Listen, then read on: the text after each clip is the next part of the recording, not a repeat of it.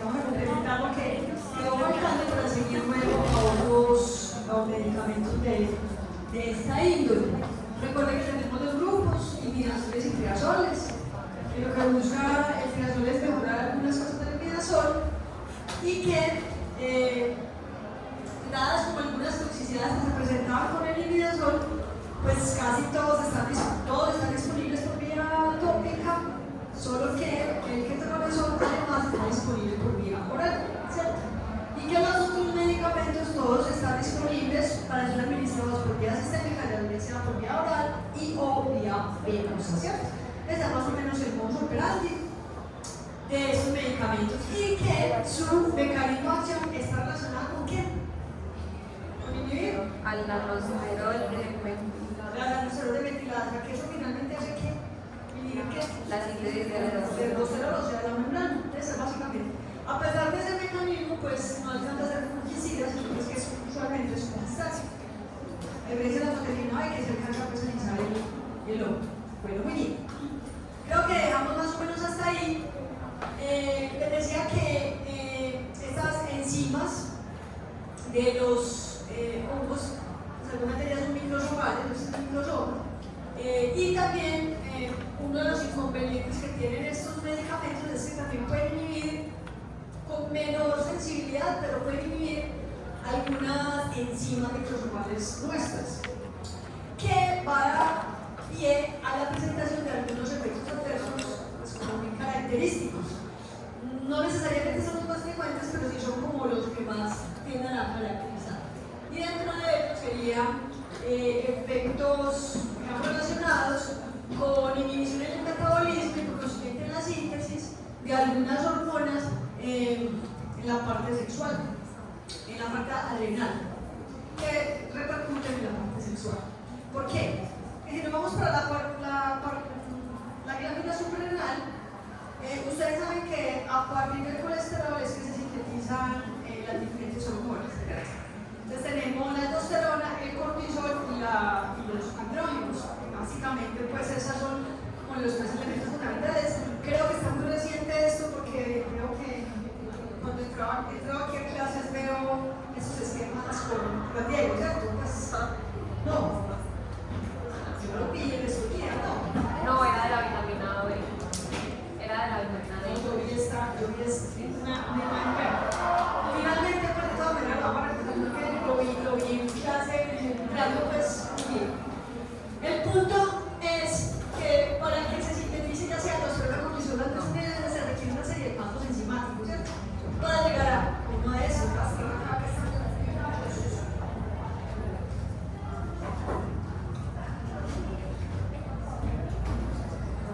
Muy bien. Entonces, dentro de esas inhibiciones,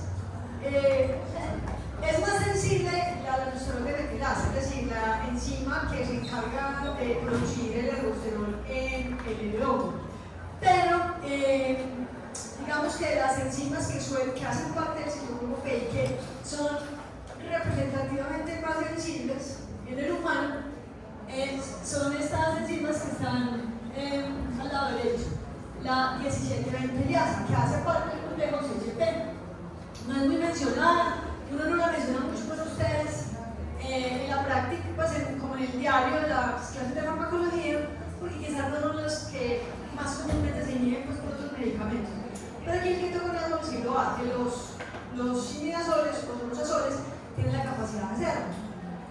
Y esta enzima altera significativamente la síntesis androgénica. Entonces, los andrógenos son bastante afectados en su síntesis, pero se dice que este sistema 1720 liasa o el complejo está, digamos que en ese complejo también está esta 17 hidroxilasa. Entonces, finalmente, ¿qué ocurre? Que los efectos más representativos, quizás lo más representativo sería el efecto antiandrogénico, disminuyendo la producción de andrógenos, pero también afecta la síntesis de cortisol. Que eso pues termina siendo lo más,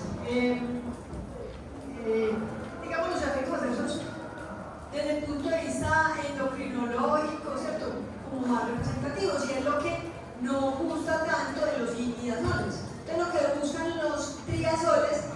ser más selectivos por la enzima de metilasa o la que inhibe la síntesis de aldosterona, para que se disminuyan los efectos adversos hormonales, pues para que no se presenten tantos efectos hormonales. Esto entonces es más significativo con los imidazoles. Digamos que puede que no se pierda del todo, pero sí se reduce notablemente con el uso de los triazoles. Esa es la gran diferencia, es una de las grandes diferencias entre uno y otros grupos de medicamentos. ¿Listo? Ok. Si bien esto hace pues que el ketoconazol, que es el de uso sistémico, sea el que más represente este efecto adverso, algunos han, digamos, visto eso para aprovecharse de otras terapias. Por ejemplo, en pacientes con cáncer de próstata, hay alternativas, pero otras alternativas que anteriormente se utilizaban para hacer una castración química a los pacientes, porque el cáncer de próstata, o sea, los andrógenos estimulan el crecimiento tumoral. Entonces lo que hacen es disminuir, pues, como esa, digamos, exposición al andrógeno. Entonces, como estos medicamentos disminuyen la cantidad de andrógenos, pues, digamos, en alguna época se utilizó este medicamento para estos pacientes. También, pues, podría ser utilizados para otros trastornos hormonales, como por ejemplo el hirsutismo, ¿cierto? Como disminución de influjo hormonal podría ser. Pero digamos que hoy día pues, esto ya se ha desviado a otras terapias por, digamos, otros asuntos de seguridad. Bien, listo. Se dice que sobre la parte de la aldosterona, uno podría asumir que como toda esta vía está bloqueada, el colesterol pues, se desvía para esta vía y terminaría aumentándose la síntesis de aldosterona y producir efectos pues, del aldosteronismo. Pero realmente eso no suele ocurrir porque digamos que se ha visto que con menos dosis, por diferentes razones, pero con mayores dosis, podría inhibir también esta enzima que tiene que ver con el proceso hacia la síntesis de aldosterona. Pero para eso se requieren dosis más altas, ¿cierto? Palabra más, palabra menos, los efectos de la aldosterona son menos significativos, realmente poco significativos. Son más significativos sobre el cortisol y sobre los andrógenos, y mucho más sobre los andrógenos. ¿Listo? Muy bien. Es posible entonces que basados en el mecanismo de acción se haya identificado que alteraciones en el gen que codifican por la enzima de la aldosterona metilasa, que es este gen, pues mutaciones en ese gen afecten la expresión de la enzima o produzcan cambios en la enzima que disminuyen la afinidad del imidazol o del azol por esta enzima. Nosotros pues en la práctica clínica no hacemos tan fácil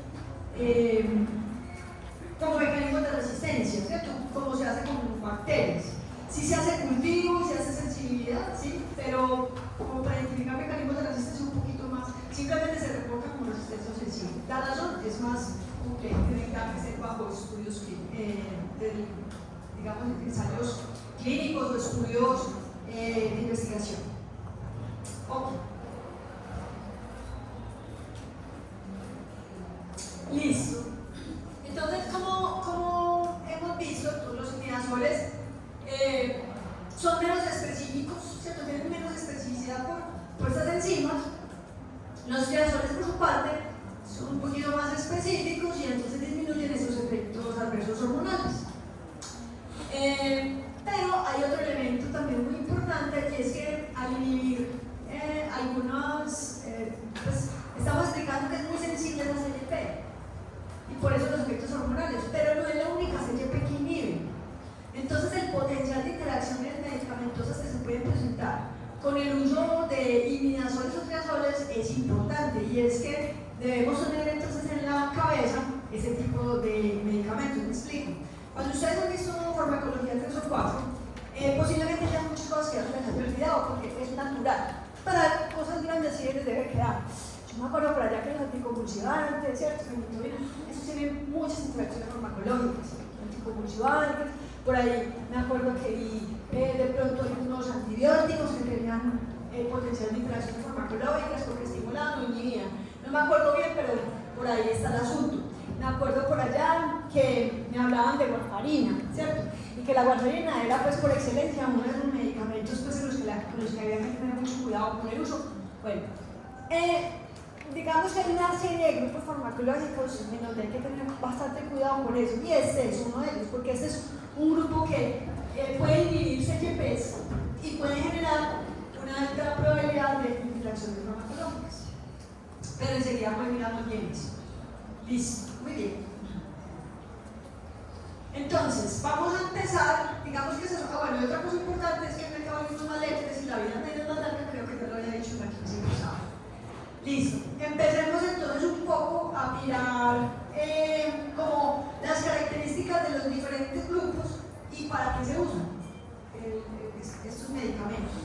De las formas tópicas de los imidazoles que se utilizan para micosis superficiales, porque su efecto sistémico pues no se logra por la vía dérmica. Entonces todos estos que vimos acá, ketoconazol, protonazol, miconazol, todos esos medicamentos que son en cremita, pueden venir en tabletas vaginales o cremas vaginales, ¿cierto? Sirven para micosis superficiales.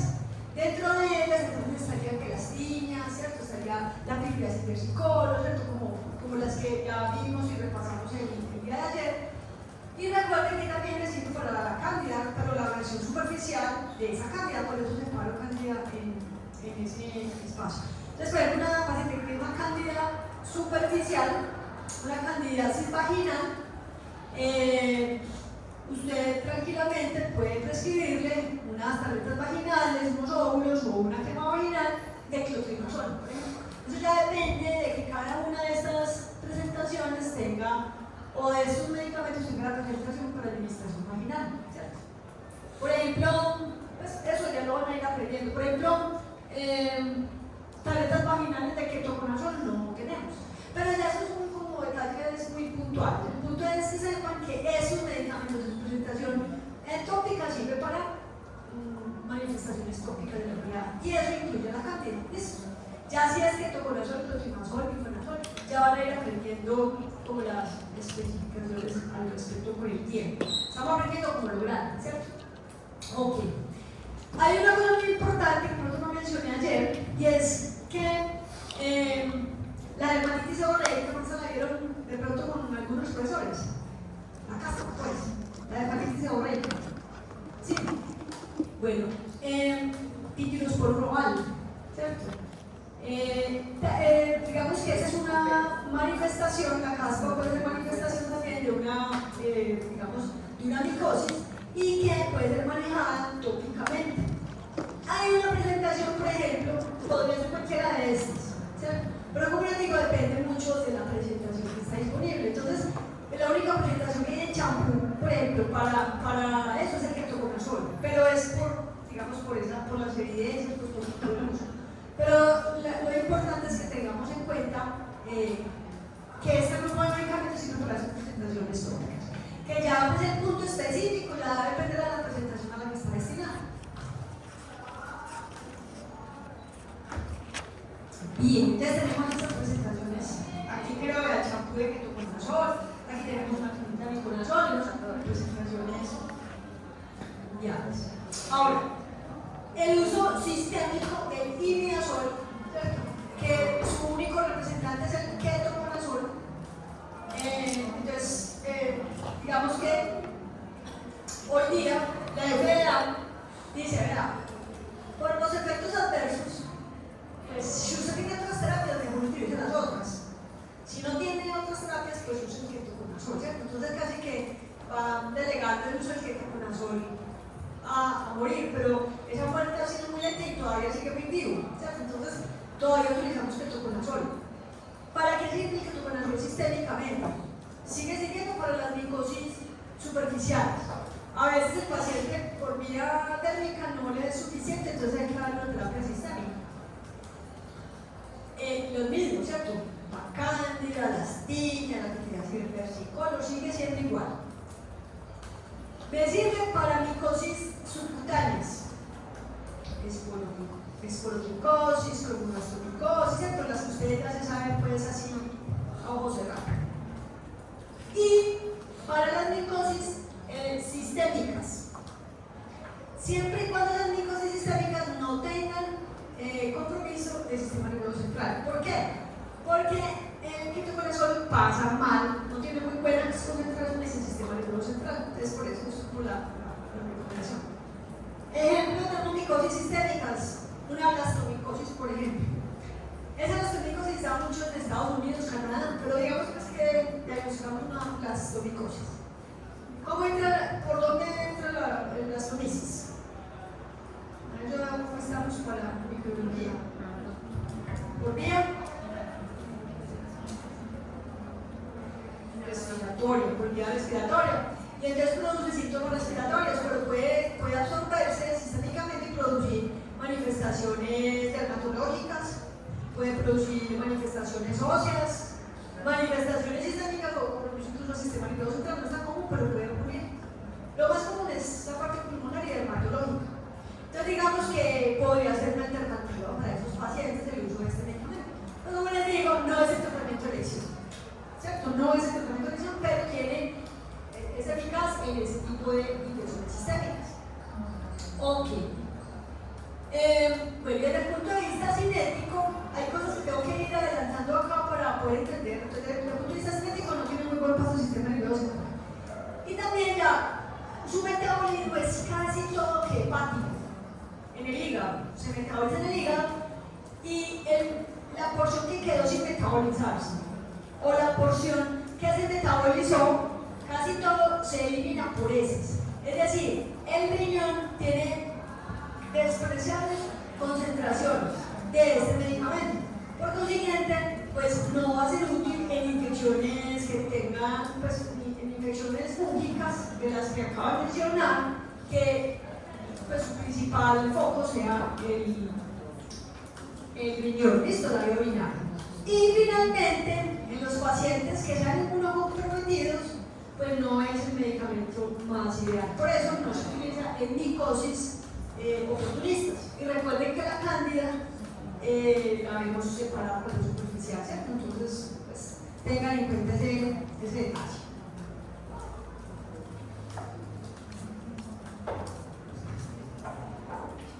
Muy bien, entonces tenemos por aquí clotrimazol, miconazol, ketoconazol, miconazol. Este fue suspendido por toxicidad, entonces se quedó solamente tópico, ¿cierto? Vamos hasta acá, miren, década de los 80, con los imidazoles. Y ya después empieza en la década de los 90 a mejorar entonces esa técnica de hacer cambios en las moléculas para que aparezcan los triazoles. Entonces aquí el primer triazol que apareció es el itraconazol en la década de los 90. En la década del 2000 aparecieron otros. Entonces vamos a hablar del itraconazol ya como grupo de triazoles.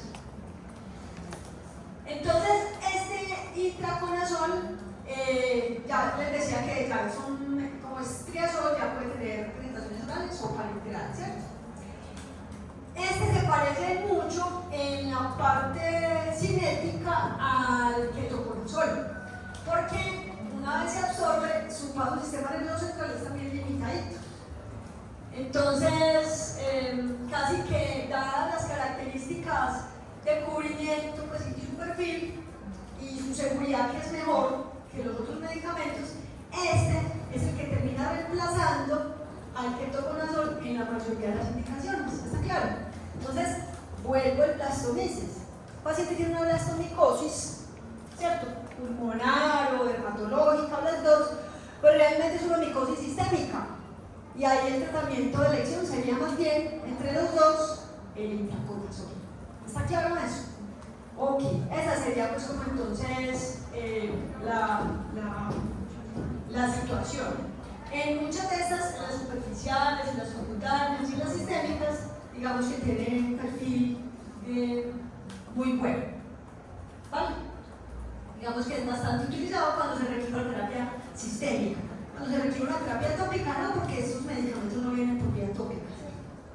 Y le suma a esos efectos del ketoconazol el tratamiento de una micosis que es oportunista, que es particularmente sensible al itraconazol, que es particularmente sensible al itraconazol, que es la aspergilosis. ¿Listo? Pues si tiene una aspergilosis, digamos que el itraconazol pinta bastante bien para eso, dentro de las oportunistas. ¿Está claro? Bueno, es posible, muchachos, que ustedes tengan un paciente con una enfermedad de estas que tenga manifestaciones neurológicas. Entonces arrancar con itraconazol no es la opción.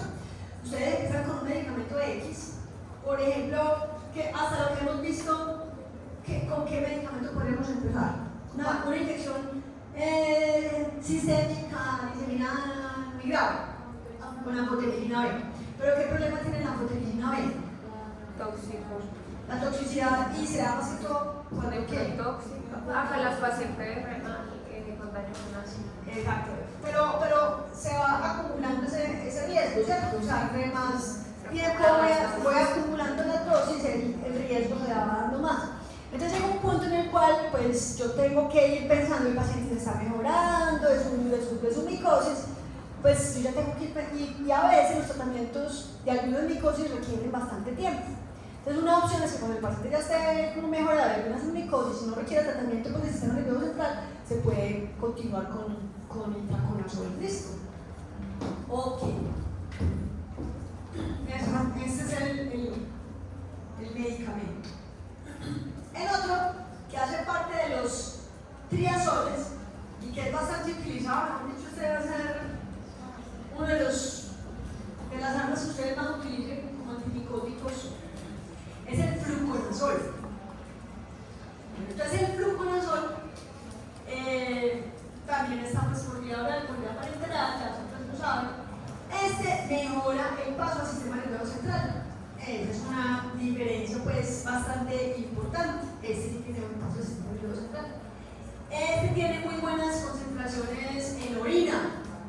Entonces ahí ya se le va como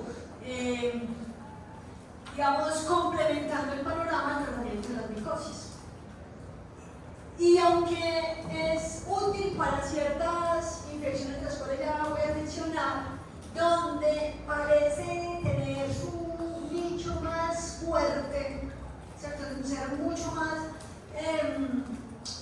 digamos, efectivo, es en el tratamiento de las candidiasis. Entonces, una cosa es que usted tenga una candida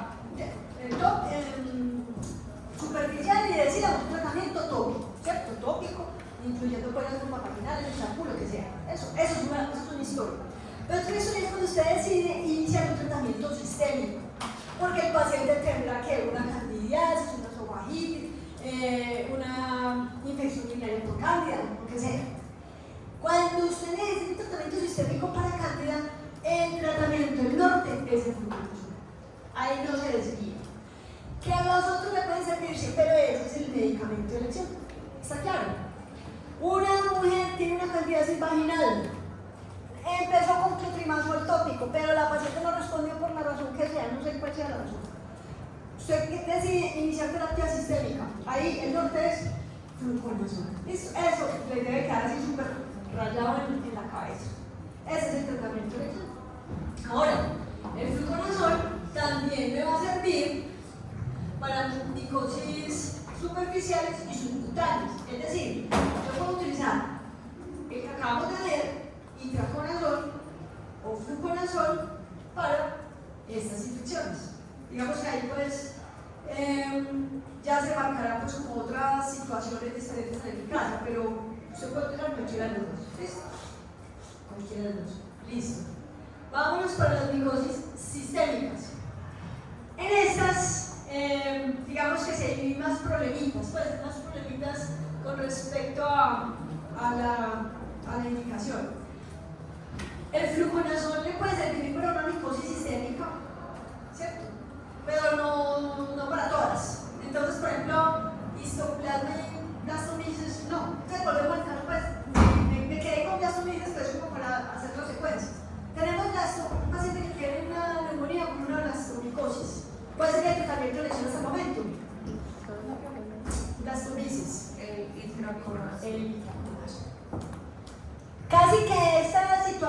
muchachos, pues de que excepto de pronto sí, de pronto no, hace que casi siempre el itraconazol sea el más utilizado para las infecciones sistémicas. ¿Sí me hago entender? Dado pues que excepto entonces, para casi que para las infecciones sistémicas, salvo que tengan compromiso del sistema nervioso, otro tipo de cosas, el itraconazol entra bastante bien ahí. Ustedes pueden ver entonces una histoplasmosis. Le puede servir el fluconazol, le puede servir el itraconazol. Casi siempre utiliza más que el itraconazol. ¿Listo? ¿Está claro eso? Pero no quiere decir que no les sirva, sino que es como por grupo se utiliza más el itraconazol. ¿Estamos? Ok. Bien. Entonces, estos dos son los que peor desempeño tienen con fluconazol. Aquí nos quedaría la coccidio y me falta una que es la ¿qué pasó? Para coccidio y coccidio. Listo, y aquí infecciones oportunistas con compromiso meningo porque ya pasa el sistema nervioso central. Este fluconazol no sirve para aspergilosis. ¿Qué pasa con el itraconazol? Sí le sirve. Entonces, micosis sistémicas y aspergilosis se van más con itraconazol. ¿Listo? Cándida se va más con fluconazol. Exactamente. Bien. ¿La corazón se prefiere antes que la molecular? Yo le voy a dar el primer José con la pregunta. ¿Usted qué prefiere en cuestiones de seguridad? ¿Fluconazol? Esa es la respuesta, ¿cierto? Ya el asunto es más la seguridad. Entonces, esas han sido las razones por las que los azoles han desplazado a muchas otras terapias, porque aunque siguen teniendo problemas de seguridad, son más seguros que la profesional. Bueno, hay un detallito por acá, bueno, a ver, sobre una cosita por acá.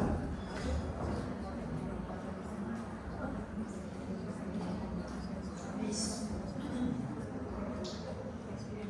Listo. ¿Qué infecciones oportunistas tenemos? Distintas, aspergilos y amutas.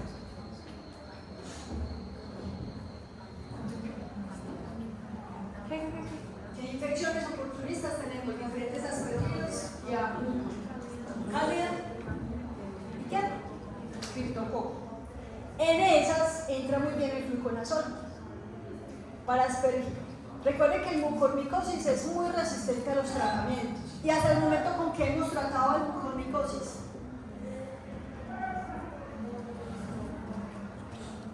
La voz sí tiene energía. La voz y ya. Ya arrancó la clase. ¿Con qué tratamos una mucormicosis? Tenemos posibilidad de pastilla, muchachos. Anfotericina. Hasta el momento es la única opción que tenemos. De resto, ninguno de estos medicamentos que hemos visto nos sirve para mucormicosis. ¿Listo? Entonces ya vamos viendo. Si el paciente tiene una tiña capitis, ¿qué le podemos ir dando? Ketoconazol oral. Tópico. Bueno, un azol tópico. Bueno. Tenemos una esporotricosis.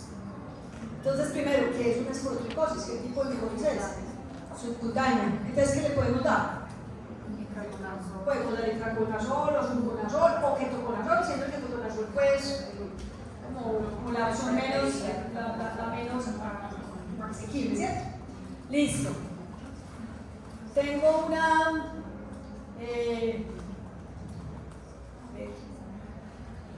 aspergilosis. Itraconazol, pues por el momento, si no hay compromiso, el sistema nervioso central. Tengo una candidiasis sistémica. Fluconazol. Tengo una histoplasmosis.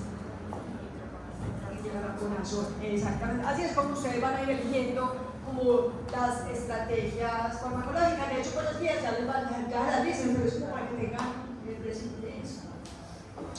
Listo. Muy bien. Seguimos con otro amigo, el voriconazol. El voriconazol, también tenemos presentaciones orales parenterales y es de los que tiene mejor paso al sistema nervioso central, donde se le da un poquito la mano en el sentido de que ya pueden haber algunos efectos neurotóxicos, ¿cierto? Ya tocando el sistema nervioso central es como la característica. Entonces, el voriconazol, digamos, hace parte de las terapias para micosis sistémicas y oportunistas. O sea, ya este medicamento no es tan bueno, pues por decirlo de alguna pues empezó a administrándose por vía parenteral y después se la bajó la vía oral, que no se utiliza para infecciones superficiales ni subcutáneas, sino que empezó por lo alto, para micosis sistémicas o micosis oportunistas, ¿cierto? Dentro de ellas, donde tiene mayor capacidad es el aspergilosis invasivo. Entonces tenemos ya dos medicamentos que me sirven para aspergilosis, ¿cierto? El itraconazol y el voriconazol. Listo, las dos. Cualquiera de esos dos es útil para y en cantidad. Pero, profe. Pero en cantidad, ¿qué prefiero? Dime. Para la aspergilosis. ¿Para qué? Para la aspergilosis se usa cualquiera de los dos.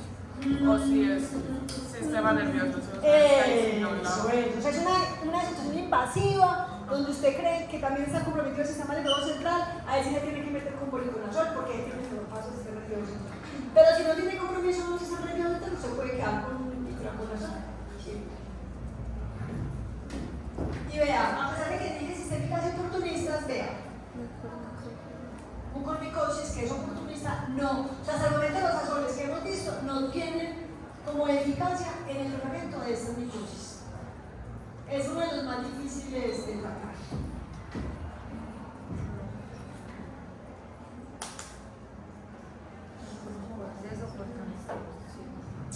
Muy bien. Ya vámonos para otro.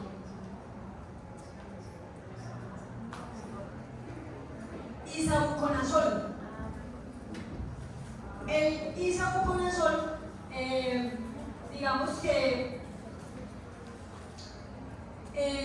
es una terapia que solamente viene vía oral, pero vino destinado para resolver un problema que los azoles no podían, ¿cierto? Y los azoles no han podido ¿con quién? Con lúpulo. Vino para eso. Este es el isavuconazol. Entonces, si bien nos sirve para estos oportunistas filamentosos, o también conocidos como bobos, ¿cierto? Sirve para que los bobos, a estos los más maluquitos de tratar, los más difíciles de tratar, pues realmente este medicamento se utiliza más que todo es para el tratamiento de infecciones por lúpulo. Listo, eso fue. Ahora, este medicamento es bastante costoso, entonces una de las alternativas es utilizarlo como opción, ¿cierto? Luego de que el medicamento AMP19 no sirva o esté generando neurotoxicidad o la dosis máxima la haya superado, ¿cierto? Que no es pues, el medicamento inicialista.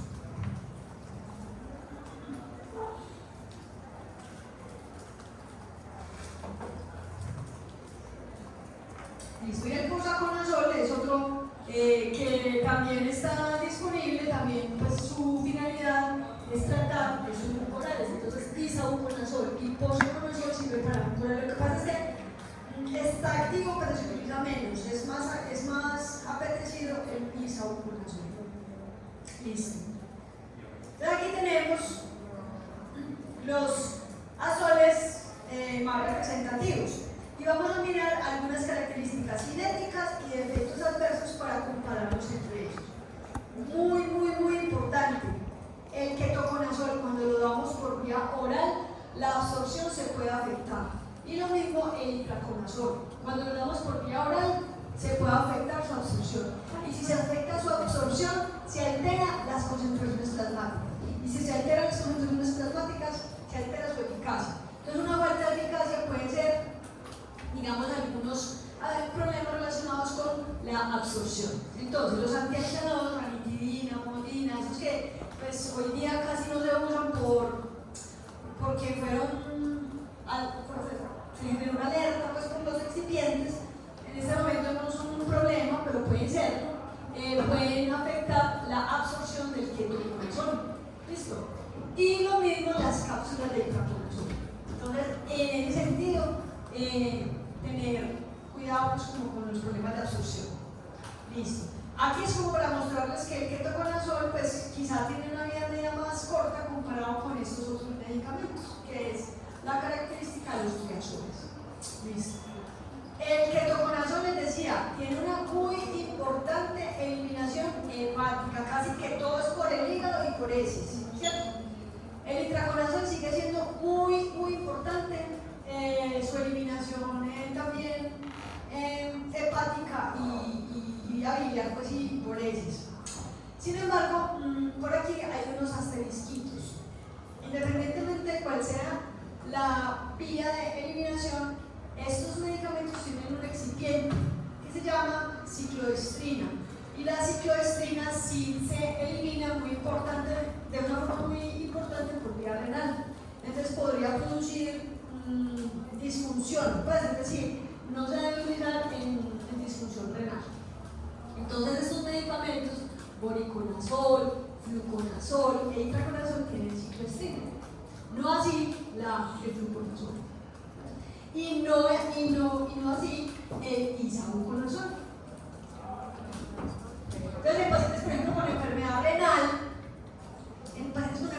renal, que tienen mucormicosis, ¿con qué podríamos arrancar? ¿Por qué no? Porque tienen enfermedad renal, ¿cierto? Entonces, ahí sí tendríamos el derecho, a no ser de que sea una presentación lipídica, que esa es una alternativa, que sean presentaciones lipídicas de anfotericina B, o de arrancar con isavuconazol. ¿Listo? Ya me levantaron la mano. Shari. Aquí la encontramos, vean. Cicloestrina. Esos medicamentos vienen acompañados de cicloestrina. Y entonces esos medicamentos, independientemente de cuál sea su vía de eliminación, en enfermedad renal avanzada hay que tener cuidado con su uso digamos porque pueden acumularse y producir toxicidad. ¿Listo? Hola, Mariano. El itraconazol también sirve para la mucormicosis. También se ha utilizado para la muco, sí. Lo que pasa es que se utiliza más que todo, hoy día se utiliza más el isavuconazol. Entonces, ¿en qué situaciones yo podría prevenir un posaconazol? Hoy día casi no, de hecho es que el problema del posaconazol es que dentro de los efectos adversos hormonales se ha asociado más con trastornos sobre la aldosterona. O sea, es como volver otra vez a esto, pues en función del efecto hormonal, por razones que nadie conoce muy bien. No tanto se va por el lado de la ginecomastia, sino que parece que tiene efectos hormonales sobre la aldosterona, desvía, sí, entonces parece que produce, digamos, trastornos, más efectos adversos y por eso se ha venido como eso, en desuso. Bueno, listo. Creo que esto ya está dicho. Ahora vámonos para, estas son las características farmacológicas, pero ya les mencioné lo más representativo. Ahora, vámonos para, miren acá, el itraconazol, voriconazol, posaconazol y el isavuconazol. Entonces, eso es como la evolución hasta el año 2015. O sea, tampoco es que esté muy viejo. 2015 el isavuconazol, ¿cierto? Vamos a mirar entonces ahora los asuntos de la seguridad. ¿Qué problemas de seguridad tenemos con el uso de estos medicamentos? Entonces, el ketoconazol, que hace parte de los imidazoles, digamos que lo más común que presenta son los primeros eventos adversos. molestias gastrointestinales y prurito. Prurito es una manifestación relativamente frecuente. Se cree que tiene que ver con algún efecto de hipersensibilidad. Produce mucho prurito. De todos estos, el que más hepatotóxico se ha reportado ha sido el ketoconazol, por eso está subrayado. Todos pueden ser hepatotóxicos, pero el ketoconazol es el que más se ha reportado con ese total, y algunas veces puede ser fatal. Todas estas cosas han hecho que se desvíe más la atención a los otros medicamentos. Los trastornos hormonales, especialmente relacionados con la disminución de la concentración de los andrógenos, que genera un desbalance entre andrógenos y estrógenos. Entonces, en el género masculino es más común ver una ginecomastia, ¿cierto? Digamos que los efectos adversos son más notables en el género masculino, pero también se pueden presentar en mujeres, con trastornos en la libido, trastornos en el ciclo menstrual, ¿cierto? Podría presentarse. Y es un efecto que depende de la dosis. Entre más dosis, pues mayor capacidad de producir esos efectos adversos. Listo. Dentro de los efectos dermatológicos, raso prurito, también está la alopecia. De esta sí no se conoce bien por qué, pues cuál es la causa, pero sí se asociado con la alopecia. Y ya el resto de efectos adversos, digamos que se siguen presentando con otros medicamentos, es decir, los síntomas gastrointestinales en prurito son, digamos, los más comunes. La hepatotoxicidad es menor, los efectos hormonales pues, se reducen notablemente, y ya empiezan a presentarse, o pues, digamos, a pesar de que se presentan estos eventos, hay unos medicamentos que tienden a producir a lo que hay canales de potasio, ¿cierto? Rectificadores, entonces con el problema del gluten. En especial estos dos, el itraconazol y el voriconazol. Y como les decía, el voriconazol es el que más tiene paso al sistema nervioso central, y ya empieza a molestarle un poquito al paciente en la parte neurológica, y dentro de esas molestias, en la fotofobia y una disminución en la velocidad sexual, que suele ser reversible con la supresión del fármaco.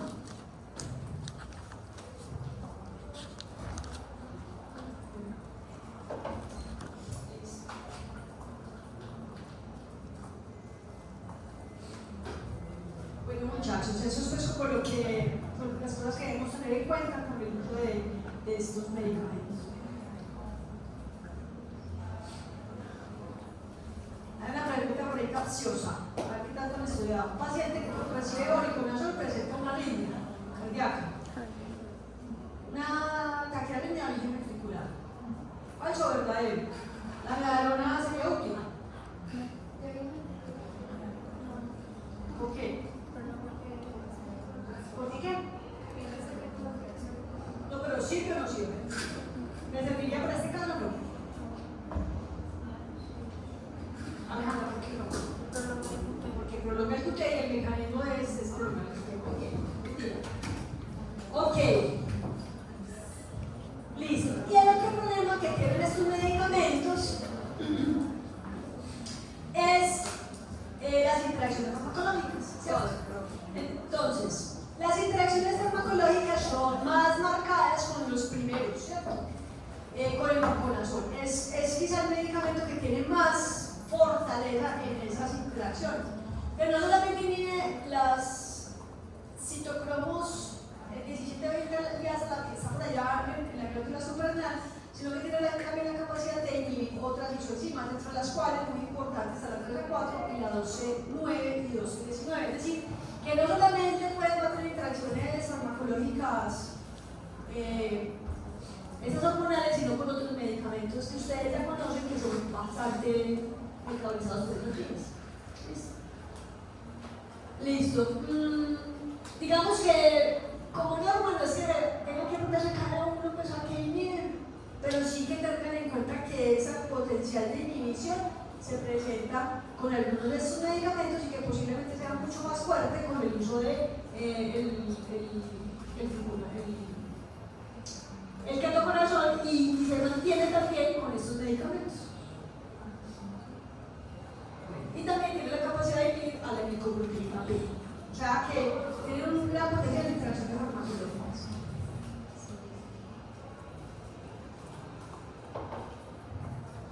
Bueno, Bueno, muy bien. Preguntas de azoles. Ninguna. ¿Está claro? Ese grupo lo van a utilizar muchísimo, ¿cierto? Porque sirve para pues prácticamente todas las micosis, solo pues que en diferentes presentaciones. Metámonos entonces en el grupo de las echinocandinas. De esas echinocandinas hay una, pero por acá, en la línea de tiempo. Estamos en este milenio, cascofungina. Cascofungina no sirve para la caspa, nada tiene que ver con eso. ¿Listo? ¿Qué es el principal representante de las echinocandinas? Hay otras como micafungina y esta amidulafungina, pero la cascofungina es la que más se utiliza pues, en términos locales. Este medicamento es pues, muy atractivo en el sentido de que miren que los azoles han mejorado la toxicidad de la proteína B, sin embargo siguen teniendo sus problemitas, ¿cierto? Hormonales, control prolongado, la toxicidad, Estos medicamentos tienen la ventaja de que son menos tóxicos, lo que pasa es que son más costosos y solamente están disponibles por vía parenteral. Entonces las echinocandinas, como mecanismo de acción, lo que hacen es inhibir el complejo glucanosintasa, que hace parte del proceso hacia la síntesis de la pared. Inhibe la formación de glucano que hace parte de la pared. Entonces es un mecanismo distinto, porque la proteína B y los poliénicos en general lo que hacen es abrir poros sobre la membrana. Los azoles lo que hacen es inhibir la síntesis del glucosterol. ¿Qué hace la flucitocina? Inhibe la síntesis del DNA y el RNA, ¿cierto? Y este medicamento afecta a la pared. La diferencia es que todas esas otras estructuras las tenemos nosotros, la pared no. Entonces eso lo haría menos tóxico. Esa es una de las ventajas que tiene la echinocandinas. Y está, digamos, indicado o aparece en el mercado para tratar principalmente infecciones oportunistas, dentro de las cuales está la cándida y está aspergillus. Esas son las, digamos, más comunes. Aún así, el fluconazol sigue siendo poderoso ahí. Aún así, para aspergillus seguimos utilizando itraconazol o voriconazol. Entonces, estos medicamentos casi siempre los utilizamos cuando de pronto estas otras alternativas, por alguna razón, han generado resistencia, no hay respuesta o hay algún problema de seguridad.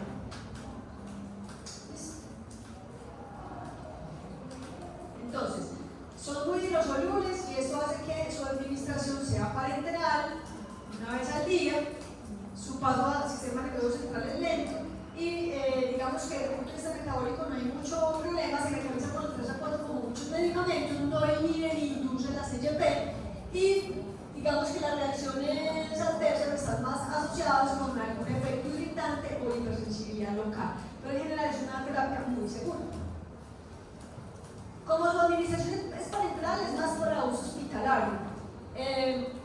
Y ustedes pueden decir, pues ¿por qué entonces si el paciente tiene cualquiera de estas infecciones por cándida o aspergillus, ¿por qué no arrancamos con estas? Pues porque es caro.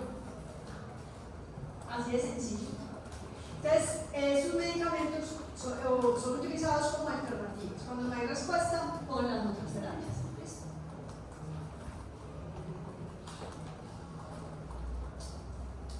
¿Dudas acá? ¿Estamos claros con esas echinocandinas?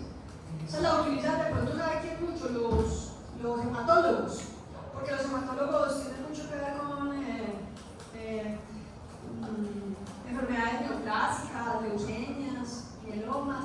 Y muchas veces los pacientes están polimedicados, inmunosuprimidos, y pues estos medicamentos, digamos, tienen un perfil cinético bastante bueno, porque como están inmunosuprimidos, pues les caen infecciones oportunistas, ¿cierto?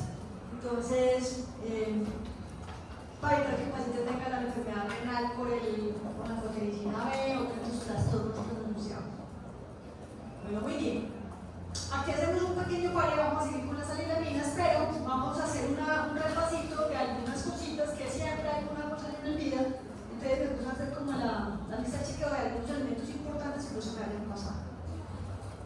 Entonces, el primer antifúngico, anfetamina B, eso pues ya lo sabemos, tiene significativa capacidad renal y reacciones asociadas con la inclusión, ¿cierto?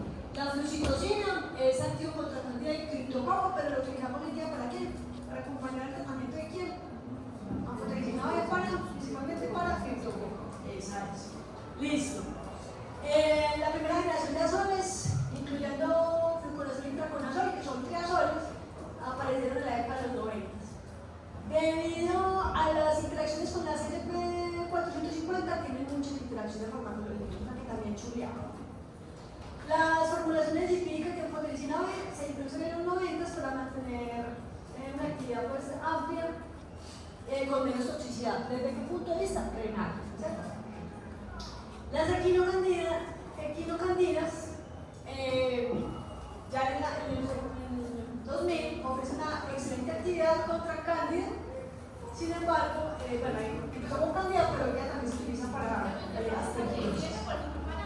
Listo.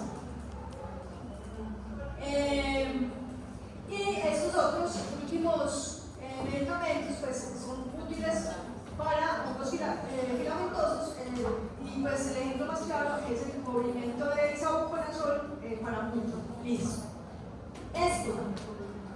Este pedacito de abajo siempre se me olvida, entonces hay que retomarlo. Los azoles son quizás esos medicamentos que más van a utilizar ustedes, pero en embarazo no se recomienda su uso, se contraindica. ¿Listo? Posiblemente, ¿por qué? Por los efectos hormonales asociados, por los efectos adversos hormonales. ¿Listo? Segundo, la anfotericina B, lo ideal es no utilizar pues,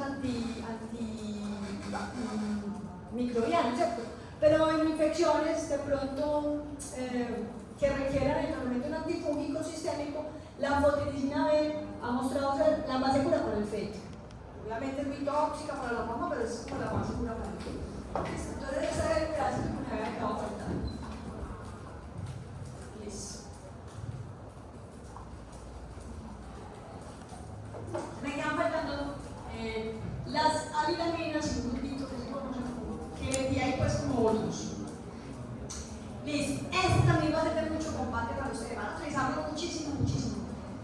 A mí me da mucho pesar porque este tema de antifúngicos, yo creo que es por razones de ya el semestre, el cansancio, bueno, por la mayoría de los estudiantes, lo digo pues por el contexto histórico, no lo estudian tan bien. Entonces, se les olvidó, pues casi que nunca vieron esto.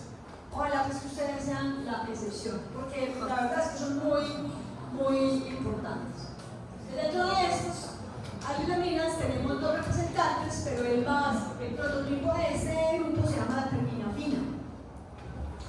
De estos medicamentos tenemos cremita o tenemos presentaciones orales, o sea, para uso sistémico. Este medicamento tiene pues, unas características muy particulares. Su mecanismo de acción es inhibir la síntesis del ergosterol. ¿Cómo lo hace quién? Los azoles. Pero la diferencia radica en que inhibe una enzima diferente. Esa es pues, como básicamente la diferencia. Entonces, estamos inhibiendo esta enzima, que se conoce como escualeno monoxigenasa o también es conocida como epoxidasa. Escualeno, ya sea monoxigenasa o epoxidasa. Ese es el principal mecanismo, o sea, es una acción un poquito más arriba que hacen estos medicamentos sobre los azoles. Entonces, esa es como la acción principal. Ahora, desde el punto de vista cinético, si usted aplica la cremita en la piel, pues se supone que es para tratar algunas infecciones superficiales. Pero cuando vamos a administrarlo por vía oral, ¿qué piensan? De pronto tipo para micosis sistémicas. Pero resulta que una de las características que tiene este medicamento es que tiene una gran afinidad por, digamos, el tejido que contiene melanina, especialmente la piel. Entonces casi que la mayoría de las indicaciones van a ser esas, las que tienen que ver con micosis superficiales y de pronto también tienen actividad sobre las subcutáneas, que también pues tienen manifestaciones pues, como muy dermatológicas.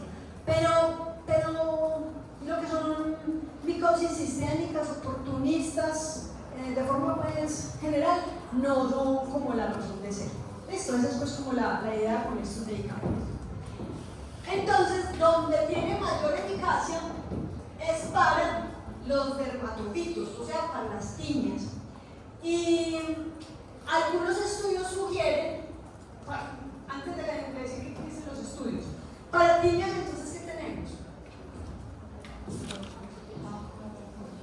Ahora una tiña fosforiginal, le pongo -1. ¿Ah? Azoles, tengo azoles tópicos o vía sistémica, ¿cierto? ¿Algo más?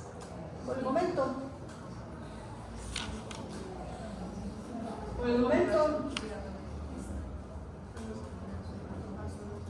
¿Algo más? Digamos que básicamente hemos visto eso. También tenemos entonces las anilaminas como una opción.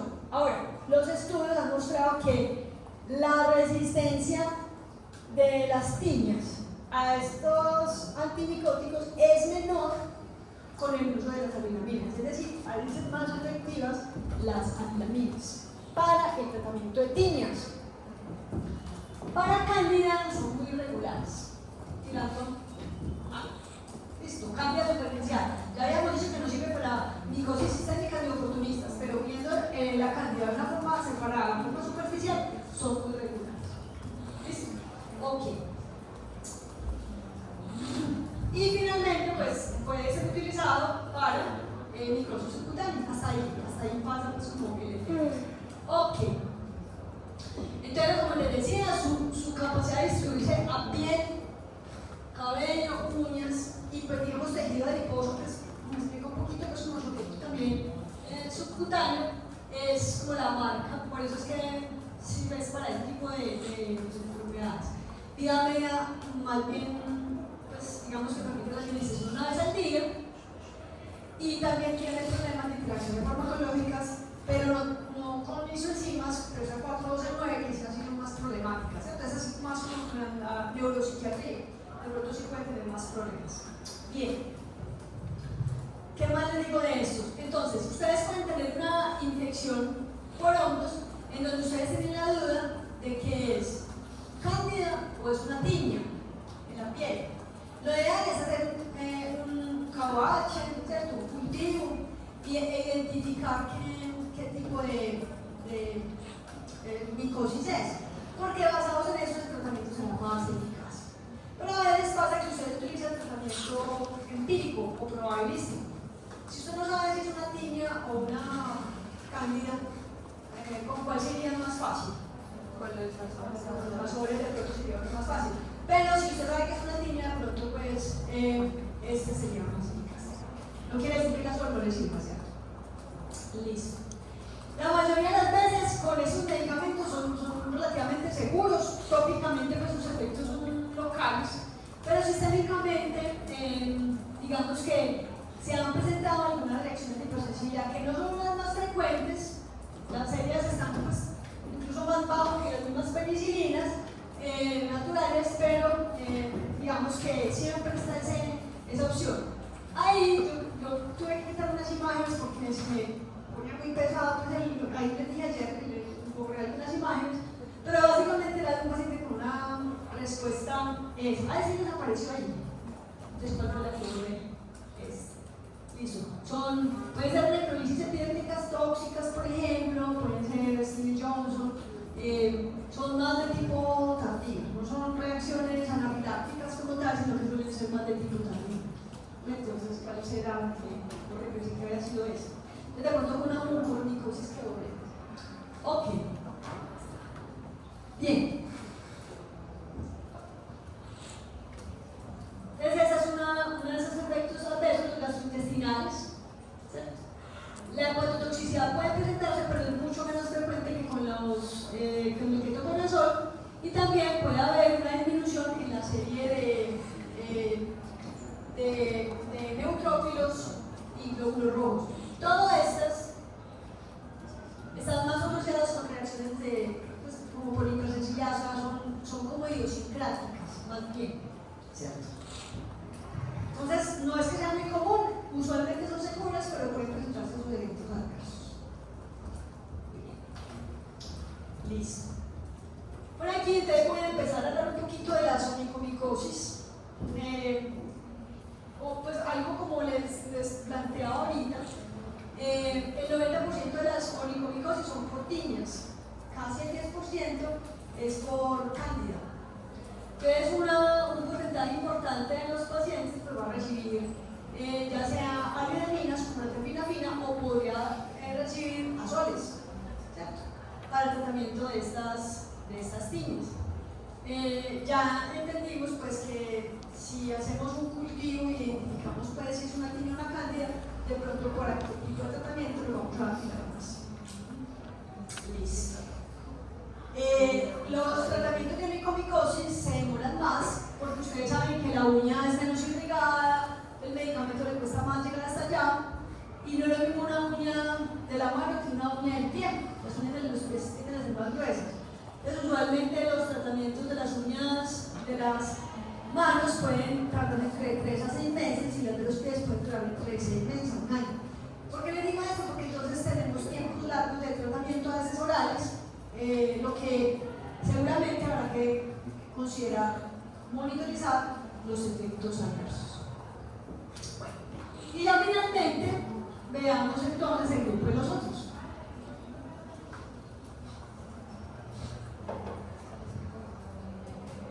Entonces vamos a hablar de unas moléculas que son como muy aisladitas, muchas son de uso tópico y que tienen pues, unos usos bastante frecuentes. Uno de ellos es la amorolfina. Hace parte del grupo de las morfolinas, pero este es el único representante, amorolfina. Tiene solamente presentación tópica. Aquí la que más se utiliza es como una laca, que fue algo así como si fuera un esmalte. De hecho, la presentación viene como con una limita, algo así, para usted aplicarla en la uña como si fuera un esmalte, ¿cierto? Para el tratamiento de micosis. Aunque también puede presentarse en cremas, pero el uso más frecuente es pues, para las onicomicosis. Estas morfolinas también inhiben la síntesis del aldosterol ya en un paso más distal. Entonces arriba estarían las alilaminas, le siguen los azoles y ya pues estamos por aquí con un trastorno en una isomerasa que afecta la síntesis del aldosterol. Listo. ¿Para qué se utiliza? Para micosis superficiales. ¿Y a quién aplica? Dermatofitos y cándida. ¿Cuáles son los más comunes agentes productores de onicomicosis?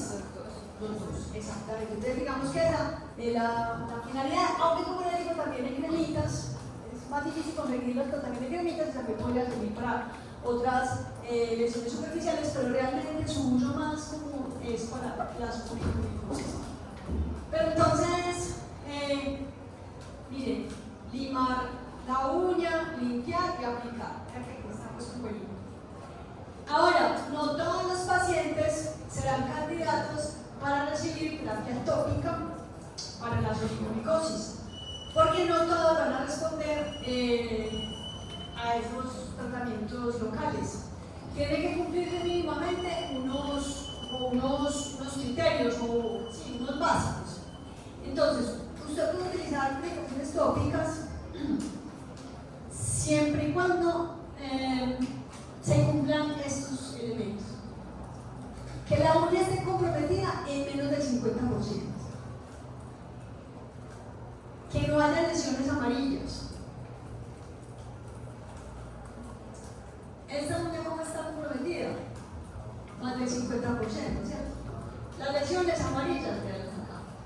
Eso hace que no sea candidato a una terapia tópica.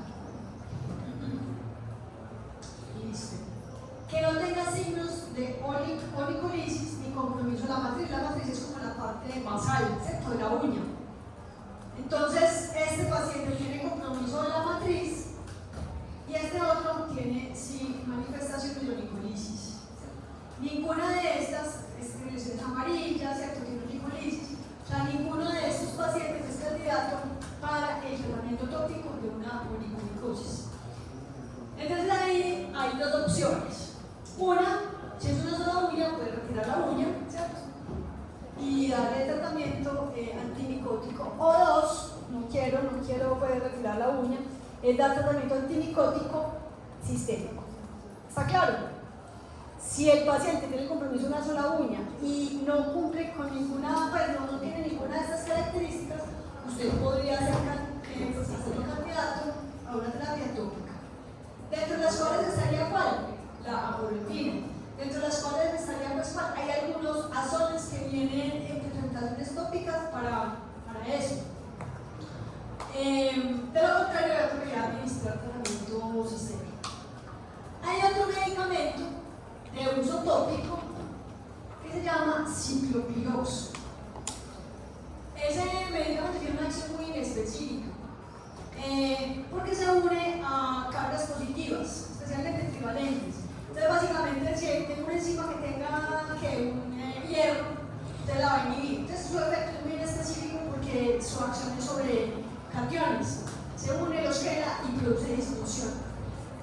Finalmente, entonces, eso va a alterar la función de diferentes enzimas y también puede afectar la permeabilidad del hongo. Su uso es más por vía tópica,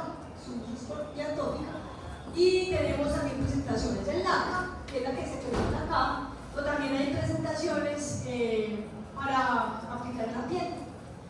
Entonces, como sus presentaciones son tópicas, sus indicaciones son para micosis superficiales.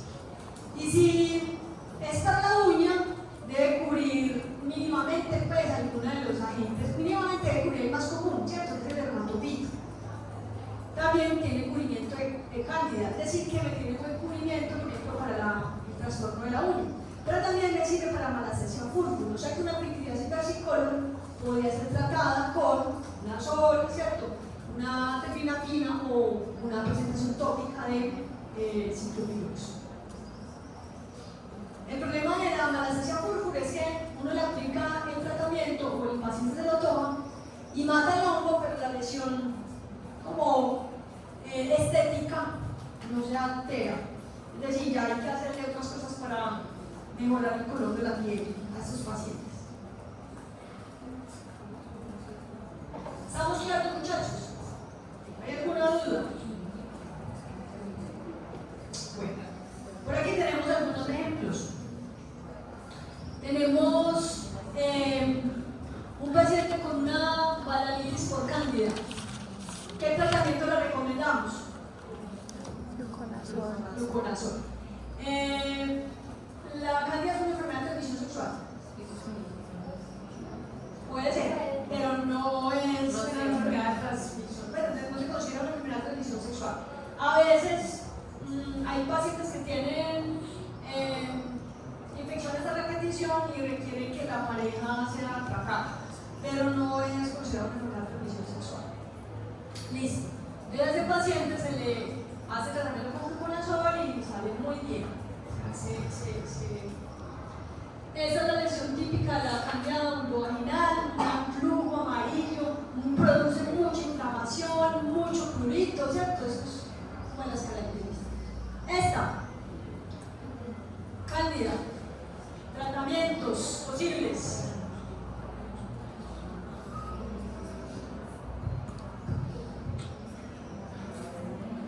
Pero es solo oral. Es solo oral, buena pregunta. No es esófago. No es esófago, muy buena pregunta. Entonces, Tenemos muchas opciones para cándida. No. ¿Ah? ¿Qué le podemos dar? Es el ketoconazol sistémico, no es la mejor elección porque es más tóxico, pero yo me invito a dejar ese último, pero ¿qué otras opciones tenemos? Fluconazol, muy bien. ¿Qué más? Si quiere opciones tópicas. Listatina, ¿cierto? Sería una muy buena, ahí sería una muy buena alternativa. Los poliénicos. Listo, pitidiasis versicolor, ahí. Azoles es una muy buena opción, tópica incluso, aunque también podría ser sistémica. ¿Qué más? el último, El ciclopirox podría ser. Linaminas. Hay una molécula que no se las voy a preguntar en el examen porque no hace parte pues, del curso, pero hay una sustancia que se llama sulfuro de selenio, sulfuro. O también se conoce pues, comercialmente como cesium amarillo. Este medicamento está diseñado, es un champú, está diseñado para el tratamiento de liquidación vesicólica. El problema es que como tiene sulfuro, grupos sulfhidrilos tienden a producir mucha reacción de hipersensibilidad y por eso pues, ha caído pues, como en desuso, pero es una alternativa a la petillación. Bueno, tratamiento, tinea capitis. Ketoconazol puede ser el champú, una muy buena. Son opciones orales. Digamos que no le sirvió, no fue suficiente porque está muy invadido. Digamos que está muy invadido y necesita una opción oral. A vitaminas es una muy buena opción. ¿Qué más tenemos por ahí? Una vía oral, ¿cierto? ¿Qué tratamiento le damos? ¿Amorfina? No, porque tiene todo lo que no. Tiene dos uñas comprometidas, el 50% del 100%, la base, tiene elípticas, ¿cierto? O sea, este paciente es candidato a qué tipo de tratamiento. ¿A sol? O alitamina, ¿cierto? O sea, lo ideal sería pues, como identificar más bien la sensibilidad para ir a tratar eso.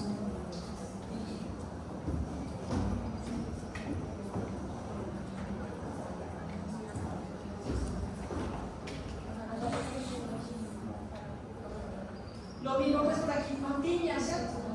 La cruris, esa es muy común en varones, común por el sudor. La dermatitis seborreica, creo que ya pues quedó claro pues, que se puede utilizar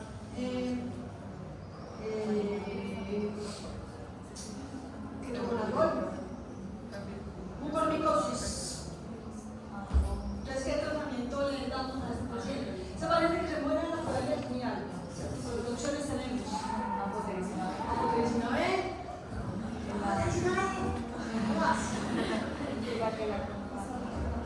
¿Qué más? Sabuconazol. Sabuconazol. Es una muy buena alternativa. Ya traemos química. Pero para flucitocina se utiliza más que todo es para criptotrombosis. Es para criptotrombosis. Ok. Y creo que vamos a terminar con este caso clínico. Bueno, hombre de 43 años, HIV positivo, ingresa al hospital con una brusca pérdida de la visión, asociada al estado confusional, vinculado al antecedente de cefalea bacteriana, al índice de evolución, pérdida de peso y compromiso del estado general. La evaluación está febril, desorientado, tiene rigidez de nuca y signos meningos positivos. Diagnóstico. Una meningitis, listo. ¿Qué gérmenes podríamos considerar ahí? Las oportunistas. Digamos que sí, o sea, siempre hay que descartar la bacteriana, la viral, ¿cierto? Por ahí el herpes se puede meter, con un HIV positivo, puede tener tranquilamente una meningitis por herpes. Y si es una meningitis por herpes, ¿qué tratamiento le daríamos? Pero por el herpes. Para el herpes. ¿Para qué tipo de herpes? Herpes simple, casi siempre es herpes simple. Palaciclovir es un tratamiento que busca mejorar la absorción oral. Con rigidez de nuclear, palaciclovir. ¿Qué llama? Aciclovir venoso, no. Aciclovir. Porque es que el palaciclovir tiene la ventaja es que mejora la disponibilidad, porque no pueden hablar de tratamiento oral, el paciente con una condición. No le va a recibir 20-30 o con rigidez, muy seguramente no le va a recibir un medicamento y debe ser venoso. Era ciclovir, listo. Pero no, resulta que no era un herpes. Ojo, pues que las cosas son las que tenemos integradas, ¿cierto? Si era bacteriana, teníamos el bacteriano, ¿cierto? Pero como tenemos un VIH positivo, será una toxoplasmosis. Entonces ahí no metemos. O será que es una malaria. Bueno, entonces todas las cosas que ustedes vieron por ahí, cada una de esas cosas requerirán su tratamiento. Pero no, resulta pues que era una micosis. Dentro de ellos lo más probable es que sea una criptococosis. El tratamiento de elección ahí podría ser anfotericina B, pero si sé que es una criptococosis y quiero evitar la toxicidad de la anfotericina B, ¿qué otra opción tengo? Fluconazol. Muy bien. ¿Sí ven? De entrada usted puede darle anfotericina B y es una buena alternativa porque es de amplio espectro y pues usted de entrada no va a tener el diagnóstico de una criptococosis. Pues puede que rápidamente lo tenga, pero a veces empíricamente lo debe empezar un antibiótico de amplio espectro. Por el fluconazol es una muy buena opción. Muchas veces empieza con una anfotericina y ya se cambia pues a fluconazol. Claro que si usted pues tiene ese paciente que nada, que le han podido hacer el diagnóstico, nada, no le han dado nada, y ya de una vez tiene el diagnóstico de criptococosis, pues quizá usted arranca de una vez con fluconazol para evitar los efectos adversos de la anfotericina B. Pero está en todo su derecho, la anfotericina B también tiene pues como el cubrimiento correcto para eso. Pero nos va a dar a ese isobutanol también. ¿A quién? ¿Por qué? El isobutanol es de uso oral y está dirigido para hongos filamentosos. Y el criptococo no es filamentoso, no es un hongo. Listo. O sea, básicamente más para dentro de los filamentosos, más que todo para musgo. ¿Listo, chicos? ¿Está claro? ¿Cómo es que debemos repasar todo este asunto de los antimicóticos? ¿Qué debemos saber? ¿Qué tipo de micosis es? ¿Dónde está ubicada? Porque eso me puede determinar si pasa o no al niño, a la orina, si está en el nervio central. Bueno, chicos, yo creo que hasta acá